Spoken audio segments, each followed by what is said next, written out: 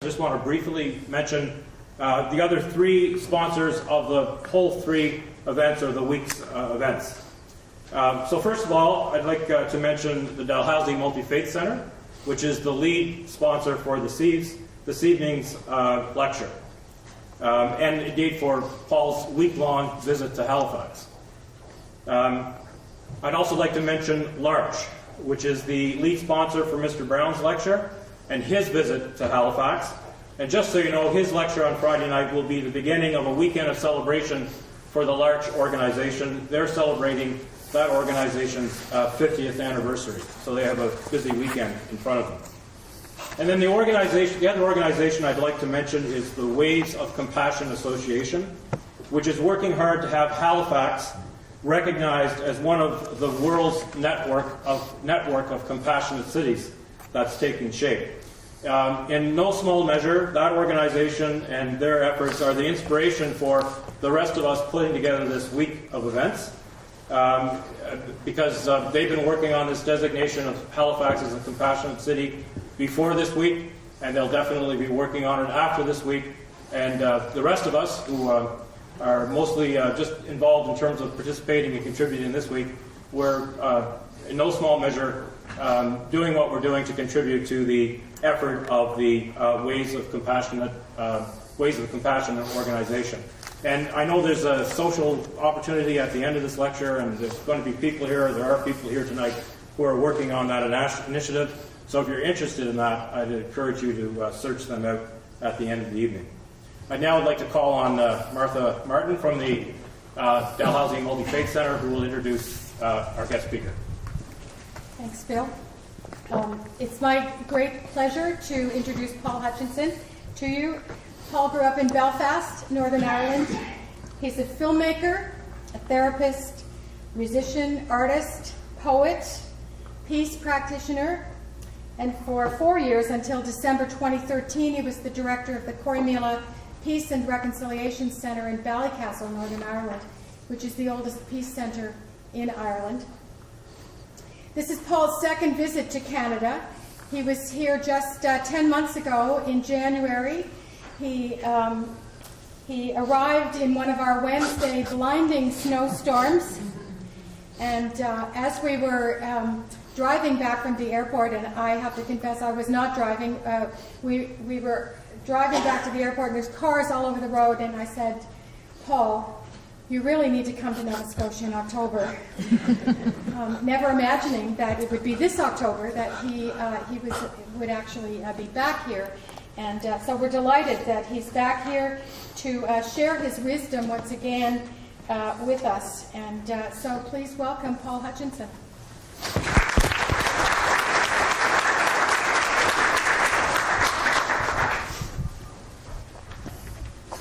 Thank you. So I'm just going to check my volume on this, and can everybody hear me? Yeah, okay. And if I move out here and have to dance or something, can anybody hear me? Yeah, okay. And cameraman, you're okay if I slink about a bit? That's okay. So I'm delighted to be here, and thank you for the opportunity to share. If you really genuinely can't hear me, and I mean this, can I do this? Make signs, because I've been to events where people said, you know, Paul, 60% of what you said I loved, the other 40 I couldn't hear. So that was pretty precise, so please indicate that you can't hear me. The accent I can't do anything about. So there are no subtitles, surtitles, and I think on the DVD extras there is something of that, isn't that right? There's going to be interpretations of what I said. So tonight I'm going to be talking about Northern Ireland, and I'm going to ask questions about Halifax, about Nova Scotia, about Canada. I'm going to talk from my experience, my perspective, my practice.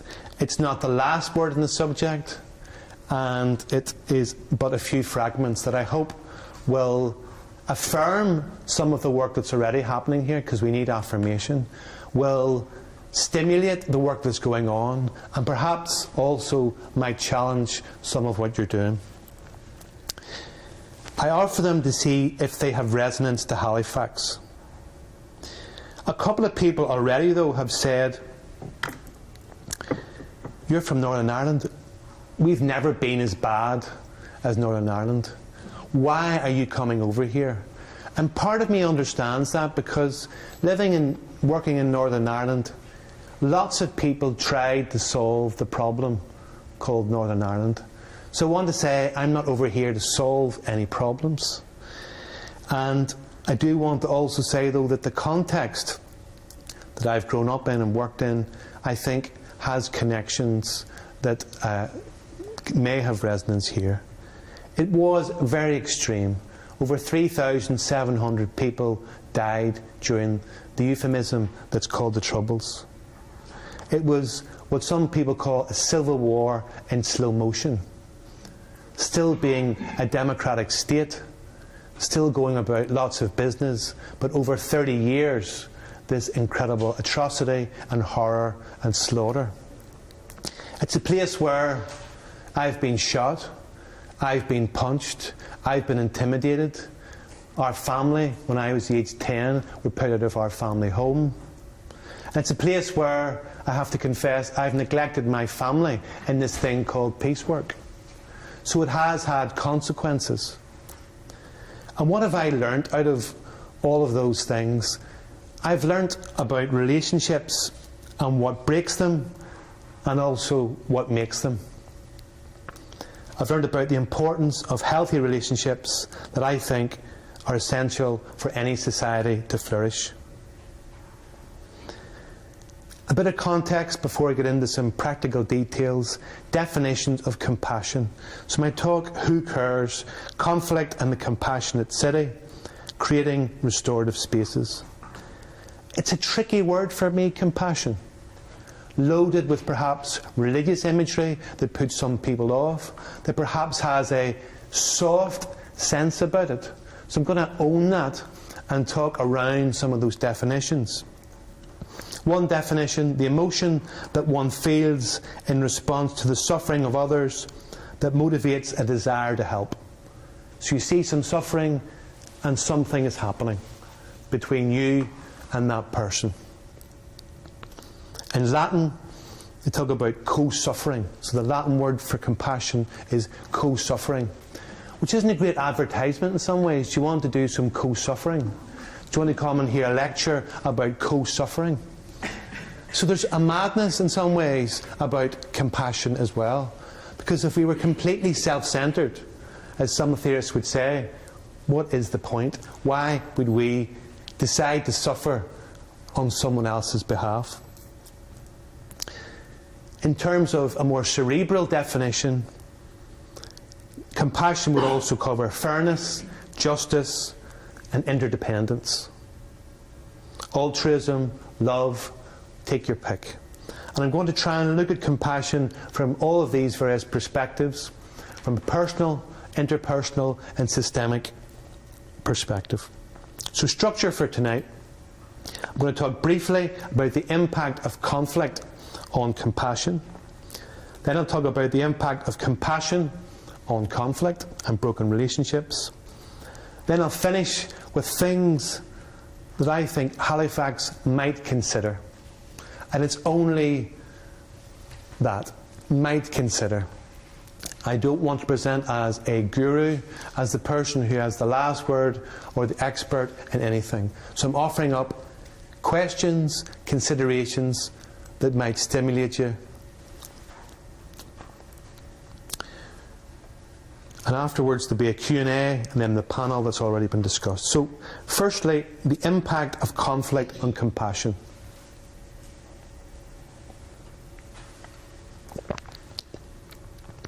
In Northern Ireland, as I've said, there has been terrible hurt, great horror. Every day growing up on the news, there was a bombing, an intimidation, a murder. And it became the ambience that you live with. And it has had terrible consequences. And we are still, if I'm being honest, recovering. Because if it's taken several generations of conflict and being in it, it will certainly take several generations to recover.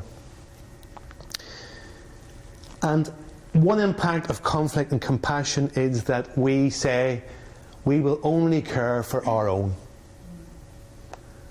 our family, our tribe, are the only ones that we need to consider. This is our priority. So when conflict arrives in the extreme form, sometimes in lesser forms, we tend to retreat and say, my family is the first priority. Family is hugely important, but I want you to hold the consideration that if we're only thinking about our family, that might have consequences not only for the rest of society, but also for our families. Another impact of conflict and compassion is that we build walls. We separate, we divide, we become suspicious, we lose trust, and this lack of trust becomes the norm. In Belfast alone, there are 99 peace walls. This is a euphemism for a wall that can separate two houses, two streets. On this side, so here's a wall. On this side, a Catholic house. On this side, a Protestant house. The Good Friday Agreement was in 1998, and it was a wonderful thing. But there are more peace walls now. There are more peace walls now, better, than there were in 1998 when the Good Friday Agreement was signed. So peace walls hurt suspicion, and hurt separates, or it makes us attack, but mostly it separates. And difference becomes feared and discouraged. We want to know who's who. And because it was a white-on-white conflict, we became incredibly codified about finding out who the other was.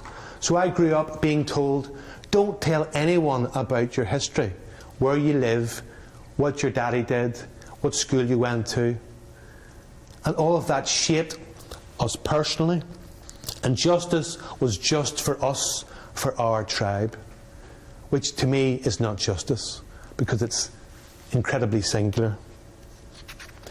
And out of all that conflict impacting on compassion, systems were created, both formal and informal.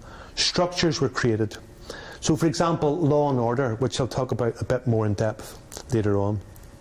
The Royal Ulster Constabulary. Before the Good Friday Agreement and the Patten Review, 97% of the police were from a Protestant background. So systemically, things needed to change. Law and order is a fundamental for a flourishing society. And if a large portion of that society don't trust the police, then there are significant issues. So the Patten Review changed that, and I'll come back to that. And education. 93% of education in Northern Ireland is segregated. Only 7% is integrated. Now you could drill down into those stats and see that some of the Protestant-only schools have Catholics in it, and vice versa. But my point is that when conflict comes, it creates systems that seem to be limiting compassion, making us selfish, divided, and fearful of difference and otherness. Another impact of conflict on compassion: we stop caring or being curious about our enemy, or anybody who's other than us. We create a fixed view of people. So, for example, once a bomber, always a bomber. Once a killer, always a killer. That has serious implications, not just for Northern Ireland, but for everyone here. You hurt me once, you'll do it again. You hurt me twice, I never want to see you again. So, for example, in Northern Ireland, people who went to prison for what they said were political acts of terrorism are now running the country. That is challenging in any country, to say the least. So, for example, the person that hurt you, that killed your brother, is now the head of education. Do you boycott education? It's not too easy. So systems were created, both formal and informal, And we stopped caring or being curious about our enemy because we knew who they were. They were the baddies, and we were the goodies. Sometimes even invoking God to say, our side is true, their side are the devil. Sometimes even invoking God to say, we will kill in the name of God because we are the chosen. That's how dangerous it became when you invoke God to enact violence.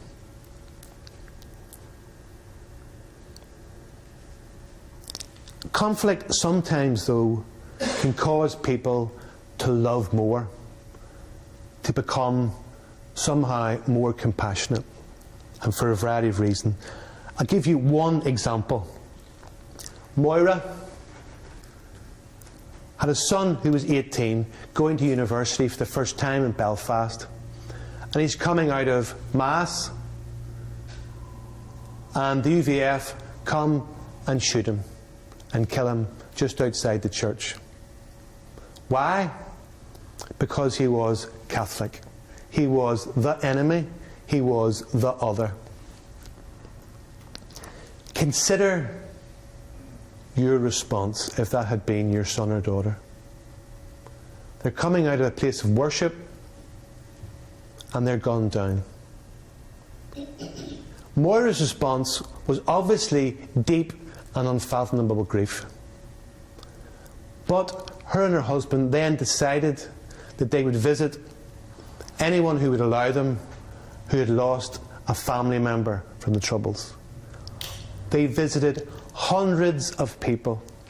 They came with no answer. They came to be present, to be with another person in grief.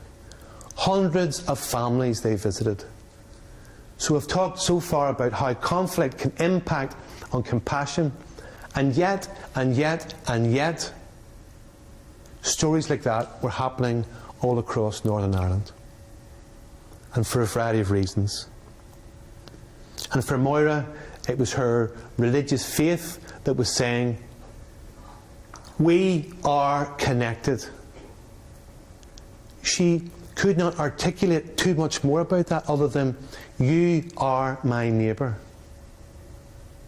There's something about me connecting with God and connecting with neighbour. And she didn't need to talk about it because her actions actually spoke much stronger than any essay, articulate statement or sermon.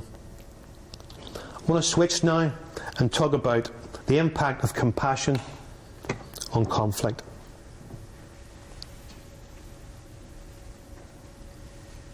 I want to talk about Corrymeela, which is what I know lots about. And it's an open Christian community committed to reconciliation. Annually, it works with about 9,500 people. And it's, as Martha said, the oldest peace centre in Ireland. I was Senate Director there for 4 years, and I'm still a community member. But in brief, without going into its history, what we tried to do, and have been trying to do for almost 50 years, is create spaces that were safe. Spaces that families could come and just go, not talk about the Troubles, not talk about peace walls, not talk even. We would give them a foot rub. We would take their kids away from them and say, go and run and play. And for kids growing up in the Troubles, play was risky. So the notion of creating a space for children to play seems such a simple thing, but it was allowing people to go back sometimes into horror and sometimes into hell, which is very challenging if you're working with people. You're saying, come for a week, come for a weekend, and also knowing that they're going back to things that you couldn't change easily. It was also about creating safe spaces for humanness to return, for curiosity about, where did you get that shirt? What football team do you support? And it wasn't about trying to find out in order to hurt. The curiosity was about saying, we are complicated, we are complex, We are contradictory. It was a place to expand yourself beyond the binary of Protestant and Catholic, which was the dominant narrative of the day. It was a place for saying, there is a lot of shit going on in this place, but there is hope. There is alternative, if only in small doses. It was about creating safe spaces to have encounters with people that society said it's not safe to meet. To meet the police if you thought they were your enemy. To meet paramilitaries, to meet young people, to meet people who were enemy. And when I mean enemy, it would literally have been, you would have known that they would have come from communities that were at war. So compassion has to have muscle, because believe me, it was not a gentle tea party. It was about saying, all are welcome, and let's hold this space. So compassion, for me, has to be something muscular to allow that holding. So on a residential space, we would eat together, which seems so simple, but the notion of literally breaking bread and sharing it together and living together altered how people thought of each other. Because you might have to sit down and you weren't introduced, so you weren't sure who your man was or who your woman was. And so you're eating together, and we're trained not to ask who you are because we don't really want to know the answer. And so we're eating together not knowing, who is she? Is it safe? What will happen next? And sometimes people didn't know who they were sitting beside. And sometimes that was good. And other times they were introduced. So the simple things like sharing food, eating together, started to change lives. And it seems so domestic. Why? Because it was domestic. And the notion of the heroic model of a small minority of people riding in on their white horses to sort out conflict, the compassion superheroes, I think debilitates the majority. And I'm in the minority, allegedly. Okay, I earn a living on a metaphorical white horse. But it is the small, domestic, mundane things that held Northern Ireland together. And again, I would say, that's the challenge here in Halifax. How do we make those small, local, mundane encounters the glue that changes society? So people you would meet who would have killed and were in deep remorse, and who can't forgive themselves and have a picture of a God who won't forgive them as well. Being with those people has changed me, because I want to say, personally, there is a God who forgives, but I cannot and would not force that view on that person.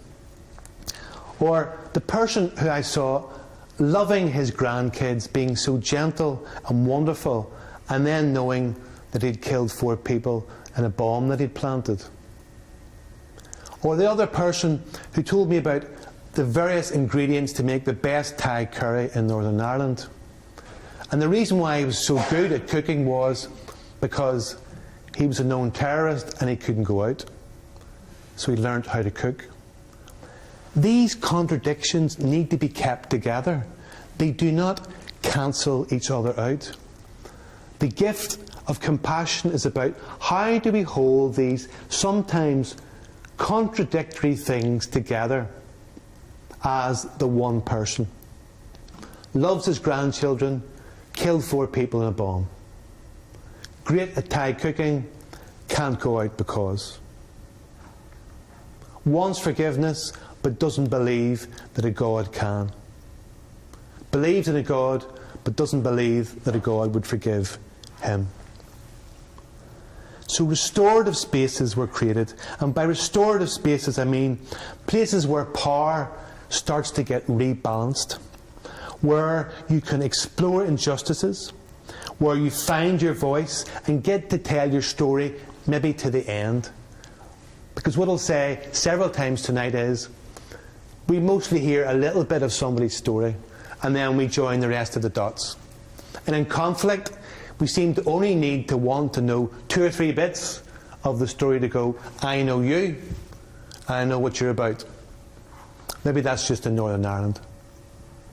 But my belief is, we're taking a very few facts and doing an awful lot with our imagination. And our imaginations are wonderful things, but quite often they can run to the negative most easily. So restorative spaces are where we hear not just ourselves telling the story, but we hear other stories. And we're challenged by that other story.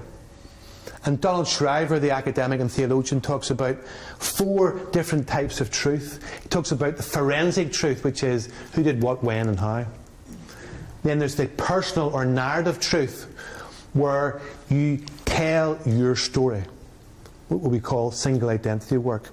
And then he talks about the 3rd type of truth, which is what he calls dialogical truth, where this story and this story come together and something new comes out of that dialogue.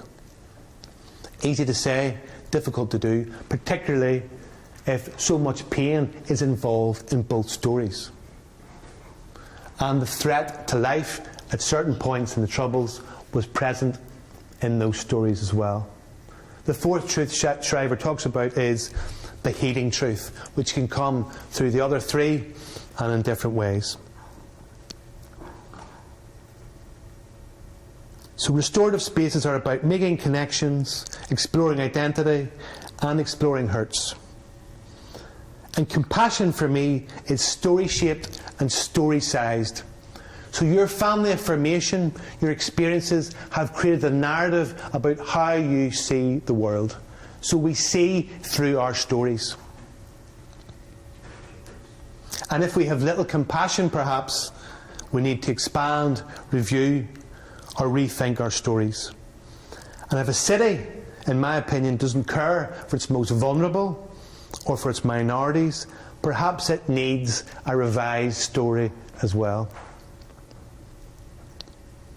Mostly, as I've said, we don't hear or know the whole story in a situation. So regularly I see people managing conflict, which has its place, instead of what I try to do, which is about transforming conflict. So managing conflict is everybody's going, patting it down. We're all good. We're all happy here. We're all fine. As long as you don't see anything visible, we're all fine. And you see it in groups all the time. We're all good. We're afraid of conflict. It's still there. We've just managed it. Or a person doesn't get on with this person, so what does the organisation do? Moves them to another part of the organisation. That is poor conflict management even. Conflict transformation is saying, what are the feelings behind that behaviour? What are the issues behind those feelings? And behind those issues you usually find relationships that need tended to as well. As I was on the plane coming over here, a story came to mind, and it connects with this lecture. On another plane journey, about 9 years ago now, I was coming back from Thailand with a new family. So I had an 8-year-old daughter at that time, and a new daughter, Lucy, who was 18 months. And we had adopted her from Thailand, which is a whole other story.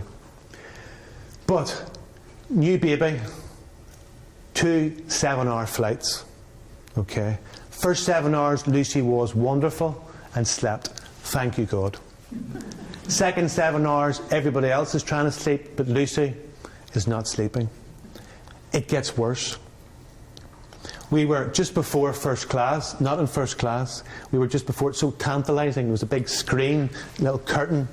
And about halfway through this trip, someone in first class starts to shout, "You're dead!"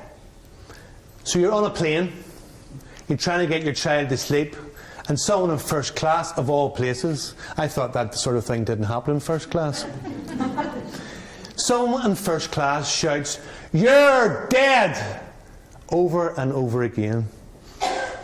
And lots of people, attendants, come in and say it's all fine, and he's shouting and shouting and shouting. And let me be candid, my compassion levels are not rising for this person. I'm thinking, if I could get behind that screen, I'll give you "You're dead." I will silence you because my daughter is crying, all these people are looking at me, and you're in first class shouting at 35,000 feet, "You're dead." So my compassion is pretty small. And as a Quaker, I have a vow of pacifism, but at that point I was feeling pretty murderous. Eventually, all this shouting goes on, and I'm really, really angry. And the police come at Heathrow. 6 police come, they tie him up and carry him out of the plane. And as he's going out, he's shouting, "She's dead! She's dead!" And I'm still not sure whether it's an accusation or what. And the story then comes back about the man. A few months earlier, his daughter had died in the tsunami. He was going to identify her body. And suddenly, the compassion in me changed. I didn't want to do a murder. I didn't want to do anything but hug the man. 2 things to say out of that story. Both are important. 1, we need to hear the whole story. And 2, that sort of behaviour is not acceptable. Okay. Both those things are compassion. Okay. Compassion is not a soft touch where you just weep and go, "Oh, you terrible thing, that's awful." Compassion is saying, you need to be held to account. One of my specialties is around restorative justice, and very briefly, in restorative justice it says, people get hurt. How do you deal with that? In criminal justice, you blame them, you punish them, you put them in prison, which has its limits, in my opinion. Restorative justice is saying, here are some hurts and harms. What are the needs arising out of those hurts? Which is a different question. Hurts are recognised, but next, what are the needs arising out of those hurts and harms? For the victim, for the community, and for the offender. Challenging. Because they all have needs, whatever they've done. And the third bit of that is, what then are the obligations to repair? What are the obligations to keep accountable those needs arising out of the hurts? If we had a longer time, I'd talk a bit more about that. But restorative spaces and compassion is story-shaped and story-sized, and we mostly don't want to hear the rest of the story because we think we already know it. And people don't know all of our stories. I don't know very many people's stories here right now. But right now you're listening and looking at me through your story. Goodness knows what you're thinking and seeing.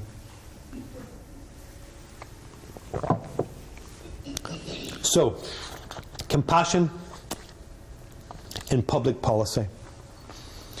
Out of some of the work I've done and Carmela's done, we looked at this thing called EDI, equity, diversity and interdependence.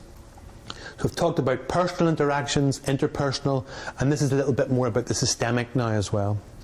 So equity, hopefully, doesn't need too much explanation.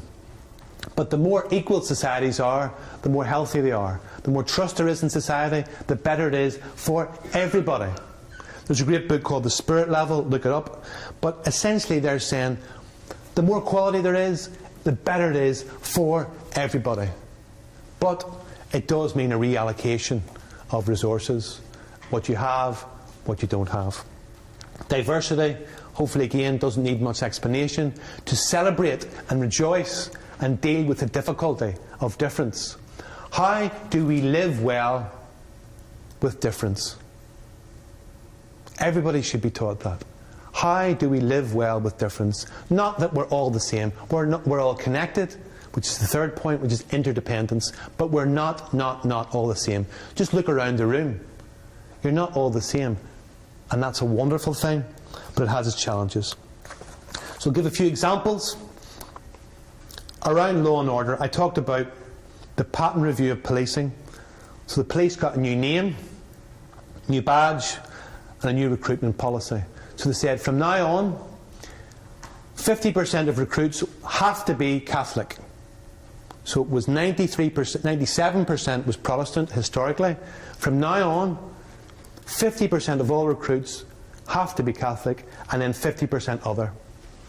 Now, equity is great if your team are doing okay. The Protestants, as you can imagine, thought this is not fair. But I think it was equitable. I think it was definitely equitable. So the recruitment process has altered policing. So to me, that's compassion in a public policy process. In the first 3 days, though, of every 50 recruits, they had the joy of working with me. They thought they were coming to climb ropes, learn how to shoot, and drive fast and screech, and they got 3 days of looking at me, talking about, I know, God help them, talking about family affirmation, because they came in saying, we want to be neutral at the point of delivery, which makes sense, you think, but actually, where you come from is how you see the world. So if you come from a Catholic family and you're now in the police, most of your relatives are not in the police. That is a perspective that's really needed in the police. But they were afraid to talk about where they came from because conflict had made us shrink, unsure and unclear about how to tell that bit of the story. And I was saying, this resource you have in the room is rich if you allow it to be. And we used to do this thing called the mask exercise. And I loved it, and they found it very challenging. 50 people, 25 people go to this room, 25 go to this room. They had the same task, and they would come back, they were all told the task, and it was to rank in order of priority a series of words that were helpful around community development. So it was a task about community development. However, Group A had to wear a mask. They each had to wear a mask. And they could only speak if B, anybody in B allowed them. So they had to, 25 with a mask, 25 without a mask, into a circle of 50, and I would say, begin. And the person with the mask would put their hand up, and if nobody said you can speak, they didn't get to speak. Now, you can have compassionate public policy, but then when you have an exercise like this, you have a gut encounter. So someone will say, I would like the group to take their masks off. No, you can't do that. Suddenly they're angry. So they're sensing powerlessness, injustice. And some people who wore the mask, and I did this for several years, would say, I've had enough of this. This is horrible. You are torturing us. And so calm down. Let's talk about this. Get them to settle down. What this was allowing them to experience was issues of power, issues of minority and majority. Who gets to speak? Who allows you to speak? Now maybe you all think, I've never had a problem speaking, but I doubt that in a room this size. When have you been silenced? Where are the weak and silent voices? Remember the masks exercise. There was a time about 2 years ago when a man came up to me in a bar and he said, I know you. And I have to say, I never respond well when a stranger comes up and says that to me, because I've known too many people. And he said, I know you. And I said, tell me where. And he said, I know you. And I thought, this is going to go nowhere, because I'm not going to say who I am, and I'm going to walk away. He said, the mask exercise. He was now a police officer, and he said, and you'll have to excuse the quote, he said, you bastard. which is a technical term which you may be familiar with here. And he said, "I'll never forget what you did. Thank you." The experience was different from a manual, different from a policy. He felt it and it stayed with him. So law and order changed, but also it needed encounters to get people thinking about compassion. I was talking earlier today, I worked with a group of police and young people to try and engage them in better relationships. When I asked the police how powerful you felt, what did they say? "We feel mostly powerless." Ask a police officer how much power they think they have. We feel mostly powerless. We are under-resourced, overworked, and we don't make the laws. And the laws that we have, we don't agree with all of them. When I asked the young people, how much power do you think you have? We feel powerless.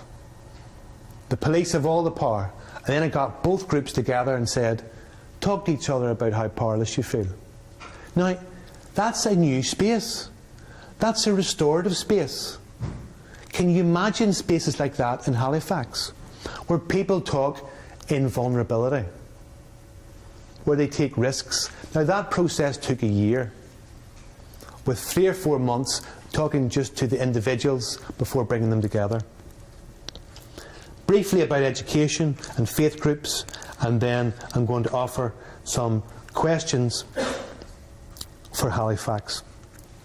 In faith groups, Corrymeela, first of all, confessed that we were part of the problem. Okay. This has been terrible conflict. This has been sectarian.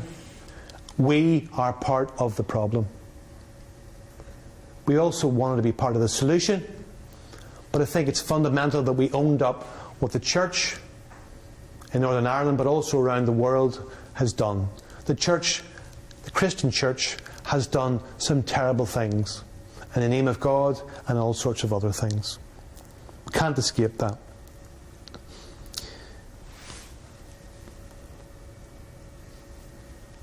In faith groups, we got to talk about each other's texts. And we said, how do your beliefs impact on your behaviour in relation to gender, sexuality, disability, who is your enemy, the environment, health, family, community, politics? And we urged ourselves and others to live out your sacred texts.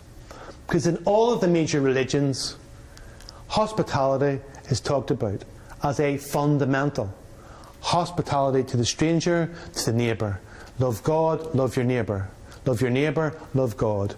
Hospitality, hospitality, hospitality.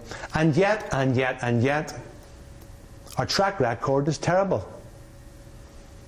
Sometimes it seems that we are only hospitable to those of us who obey these 5 things, which is super, super exclusive. Or we have strong identities, but at the cost of being hostile to people who are other than we are. Or we have a weak identity and we're tolerant to everybody, which is something else again. So we explored sectarianism and the text that excluded people to try to get beyond the binary. A story about Raya, who was a volunteer with us from Jerusalem, from a Jewish background, and she's in this Christian community, and twice a day a bell rings and people are encouraged, are invited to come to a reflection. Sometimes it's explicitly Christian, other times it's silence, other times it's a conversation. And Raya was part of that for 3 months, and at the end of 3 months she gave the final reflection, and she said, these 3 symbols here have been a constant difficulty for me for 3 months. It was a turf cross, the open Bible, and the candle. And she said, particularly this cross, because I grew up with no crosses allowed in the house. This is the symbol of the enemy. Cross is bad, bad, bad. And her final comments were, after 3 months, what I've learnt is that my tradition is very intolerant. This was not what I had expected. I'd expected something else. So is the answer that we create spaces that have no symbols? I don't think so. I think it's better to be in a discomfort place and dialogue about the symbols we have and what they mean for us and the pain that there is, but also perhaps the healing. Having no symbols anywhere is probably impossible. But I think my preference and my practice is that we find spaces that different symbols can be in the space, and we can talk about what they mean, the story that they are for us. I'm mindful of time and how much I'd like to say and how little time there is. One thing about education, and then I'll give a final summation. In terms of education, if you were given a quiz that said, do you think teaching about non-violent communication and how to deal with conflict and understand it is a good thing? Some people might say, I'm not sure. Conflict? Not sure. That might be, I might have to talk about myself. I'm not very good at that. Conflict always is negative. It isn't. We have seen through our practice, and there's years and years of research now to show that, if you teach how to deal with difference, good communication, how to understand conflict, here are the results, folks. Your health is better. Who wants better health? Learn how to deal with conflict. Education is better. Relationships are better. And you get a more satisfying job. Now, if I had changed the quiz to, do you want your family, do you want your society to have better health, better education, better relationships, better jobs, you would all say, amen, brother. So why is this not a fundamental of education, of community work? And part of it is because we're frightened. We're frightened of conflict. I get that. I do understand that. But folks, there's so much research to show now that the impact of understanding conflict, being able to deal with difference, helps us to flourish as human beings. So the question to throw out is, why does everybody not learn this stuff? Now you might say back to me, well, you would say that because that's your job and you get paid to do it. I accept that. But I would do this if I wasn't paid, because it has worked. And there's lots of research to show it as well. I want to talk about things that Halifax might consider, and then I'm going to hand it over to Diana to see if there's any will to live, and there might be questions coming from the floor. So, a new Halifax, what might a new Halifax look like? I'm going to ask you to consider a few things.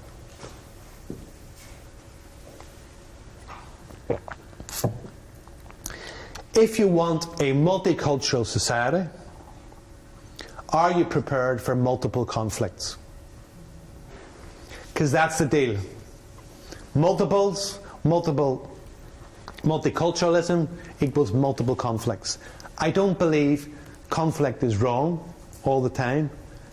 But if you say yes to multiculturalism, I think you're also saying yes to multiple conflicts. My next point is, I don't think conflict's a bad thing all the time. If you're not seeing multiple conflicts, do you really have a healthy, multicultural Halifax? I throw that out there. I don't know enough about this place. You can consider that better than me. You're wiser about Halifax than I'll ever be. Always ask, who is not at the table, rather than, great, I'm at the table. When we get to the table, it may have taken you a long time, and you say, I'm going to get what I can for me and my tribe. Ask, who is not at the table, and why not? Who or what is missing, and why not? If you want an equitable society, and I've already said this is good for everybody, the more equitable we are, what are you prepared to share? Oh, no, that's not good, is it? I have to do something now, I have to share. I like the equitable bit, as long as I don't have to change. If you want a diverse Halifax, you will find that there are many Halifaxes, because one size does not fit all. The philosopher Paul Ricoeur talks about translation as a radical act of linguistic hospitality. And I'm not sure I still understand that phrase, but essentially what he's saying is, when you hear another person's language, you have to allow it in. You have to allow it to come in to your home, which is your language. You have to give it a place of value in order to understand it. You have to then see, how does that fit with, if this word for me is chair and your word is chair, what does that make my chair? So the notion of translation, both metaphorically and literally, is a radical act of linguistic hospitality. I love that. There's a whole lecture on that on its own. Paul Ricoeur does it better. Meet strange and learn from discomfort. I want to encourage you to think, that's strange, it must be bad, but that's strange, what is it? Discomfort often makes humans think, if I'm uncomfortable, somebody has to be at fault, and it's not me. Discomfort, get it away from me. It's got to be one of you lot. So if I'm feeling uncomfortable now, it's because you, sir, are here. You know I'm joking. Or am I? He gave me a look coming in here, and I'm just not quite sure. You know where you get a feeling about a person? I'm only joking. Or am I? We are connected and we are different. Create spaces for encounter, for the difficult conversations that are beyond the polite, beyond the fear of litigation, outside the existing power structures. I worked in the northwest of England for 7 years after the race riots, and they were far more advanced than Northern Ireland around multiculturalism. And everybody, it seemed to me, was trained up in how to talk and avoid litigation around race, which meant that when you got people in a room and there were big issues, everybody was so polite and nothing got named because they were frightened of the consequences. People were caught up, and I'm not saying you should get litigated, but I'm saying sometimes we have to get past the politeness.